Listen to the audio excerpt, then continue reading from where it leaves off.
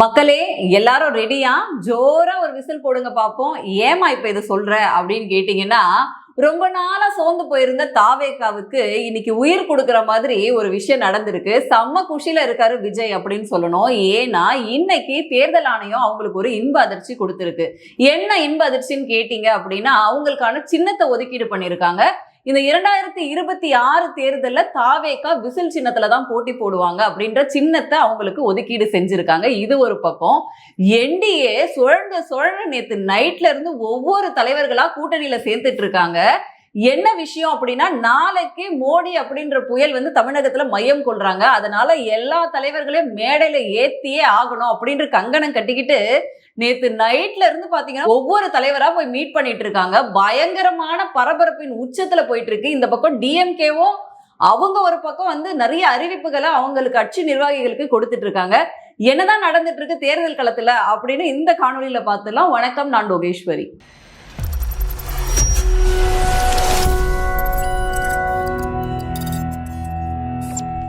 இந்த தேர்தல் திருவிழா 2026 உச்சகட்ட பரபரப்பை தொற்றுக்கு அப்படின்னு சொல்லலாம். ஏன்னா வந்து இன்னைக்கு நடக்கக்கூடிய நிகழ்வுகளோட அப்டேட்டை தான் இந்த காணொலியில நம்ம பாக்குறோம்.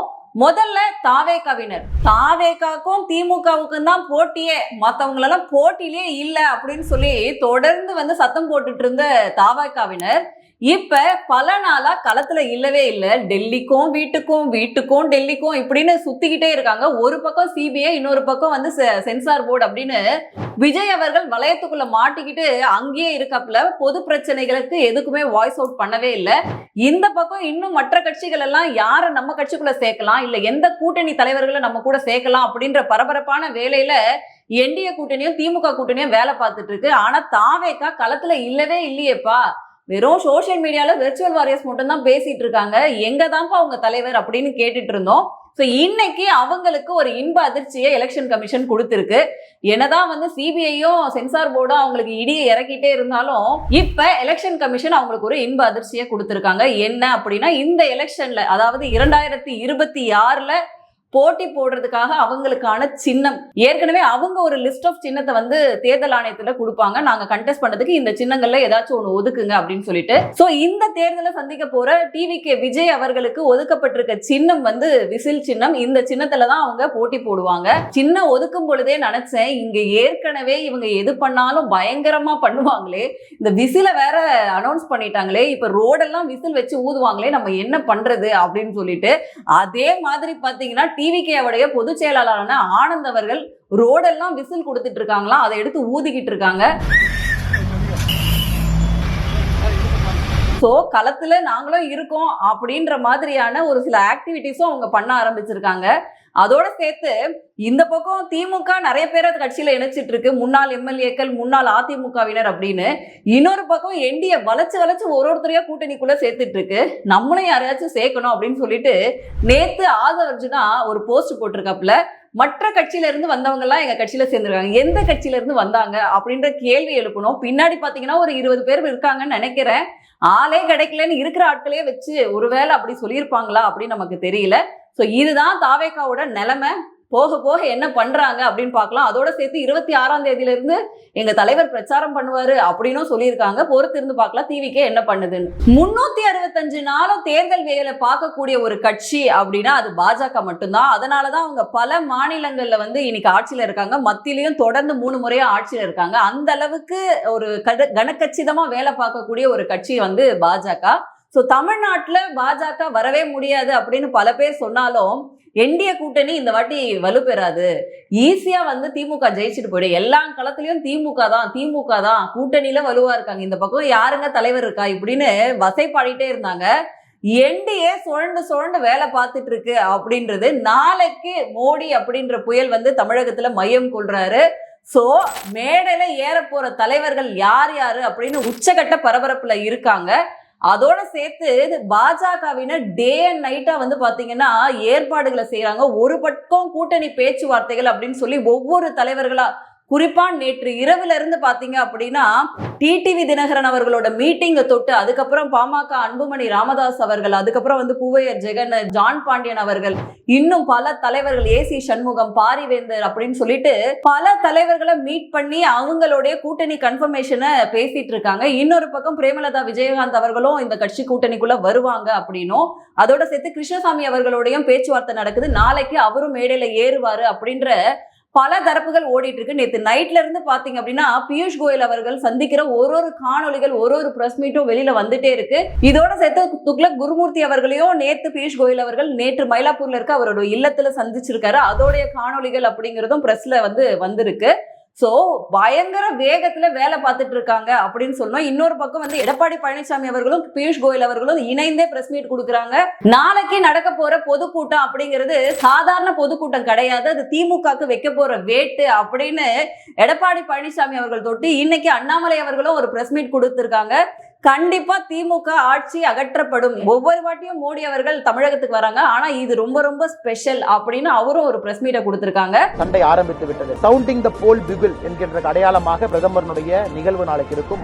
சோ என்டிஏ அலையன்ஸ் அப்படிங்கிறது சூப்பரா ஒர்க் அவுட் ஆயிட்டு இருக்கு. போற போக்க பார்த்தா நிறைய தொகுதிகள் ஜெயிப்பாங்க போல இருக்கு. சுமூகமாக பேச்சுவார்த்தைகள் நடக்கிற மாதிரியான பிம்பம் தான் தோன்றுது. அதோட ஓபிஎஸ் அவர்களும் இந்த கூட்டணிக்குள்ள வரப்போறாங்க அப்படின்ற டாக்ஸ் வந்து பரவலா போயிட்டு இருக்கு. சோ என்டிஏ பயங்கர வேகமா வேலை செஞ்சுட்டு இருக்காங்க. நாளைக்கு என்னென்னலாம் நடக்க போகுது, நாளைக்கு மதியம் 3 மணி மேல வந்து மோடி அவர்கள் மதுராந்தகத்துல நடத்த போற இந்த பொதுக்கூட்டத்துல என்ன மாதிரியான பட்டாசெல்லாம் வெடிக்க போகுது அப்படின்னு நம்ம பொறுத்திருந்து பார்க்கணும். இன்னொரு பக்கம் திமுக பிளஸ் கூட்டணி, திமுக பயங்கர வேகமா வேலை பார்க்கறாங்க. இப்பன்னு கிடையாது, ரொம்ப நாளாவே வந்து பயங்கர வேகமா ஒவ்வொரு மாவட்டத்திலயும் பொதுக்கூட்டம் நடத்துறதுல இருந்து ஒவ்வொருத்தருக்கும் அசைன்மெண்ட் கொடுக்கறது, மாற்று கட்சியினரை தம் பக்கம் இழுக்கிறது அப்படின்னு வேகமா வேலை பார்க்கறாங்க. இதோட சேர்த்து நேற்றைக்கு ஸ்டாலின் அவர்கள் வந்து அவங்க கழக உடன்பிறப்புகளுக்கு சில தீர்மானங்கள்ல கூட்டத்துல போட்டிருக்காரு. அதுல என்ன சொல்லியிருக்காங்க அப்படின்னா, February 1 முதல் March 8 வரைக்கும் வாக்குச்சாவடி தோறும் 10 பெண்களை தேர்வு செய்யப்பட்டு கலைஞர் மகளிர் உரிமை தொகை, விடியல் பயணம் உள்ளிட்ட மகளிர் மேம்பாட்டுக்கான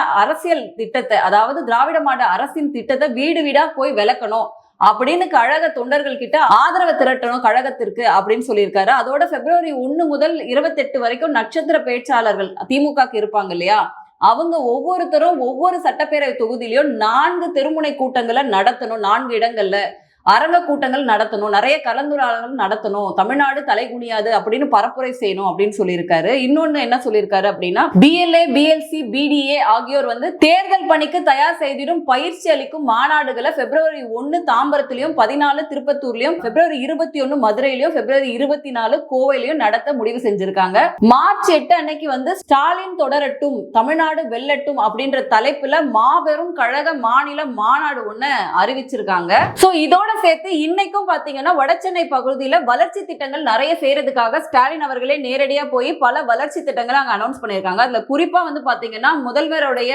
படைப்பகம், நூலகம், திறந்தவெளி அரங்கம், உடற்பயிற்சி கூடம், நியாய விலைக்கடை, அங்கன்வாடி மையம், சிசிடிவி கண்காணிப்பு, அந்த மாதிரியான இன்ஃப்ராஸ்ட்ரக்சரோட கூடிய குடியிருப்புகளை வந்து திறந்து வச்சிருக்காரு. பல வசதி திட்டங்களை அனௌன்ஸ் பண்ணியிருக்காரு ஸ்டாலின் அவர்கள்.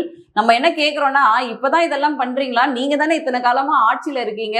வடசென்னை படத்துல ஒரு டயலாக் வரும், இந்த ஜனங்க காலகாலமா உங்களை தான் ஏன் நம்பிட்டு இருந்துச்சு அப்படின்னு சொல்லிட்டு ஒரு டயலாக் ஒண்ணு சொல்லுவாங்க. சோ அந்த மாதிரி தான் எலெக்ஷன் வருது அப்படின்றதுனால போய் இப்ப செய்யற மாதிரியான தோற்றம் தான் ஸ்டாலின் அவர்கள் உருவாக்கிட்டு இருக்காங்க. இந்த மாதிரியான பல வேலைகளை, பல திட்டங்களை லாஸ்ட் மினிட்ல திமுக வந்து செஞ்சிட்டு இருக்கு. ஏன்னா வந்து அவ்வளவு எதிர்ப்புகள் திமுக பக்கம் இருக்கு. அத்தனை பேர் வந்து போராட்டம் நடத்திட்டு இருக்காங்க. ஒரு பக்கம் செவிலியர்கள், இன்னொரு பக்கம் பகுதி நேர ஆசிரியர்கள், இன்னொரு பக்கம் ஆசிரியர்கள்.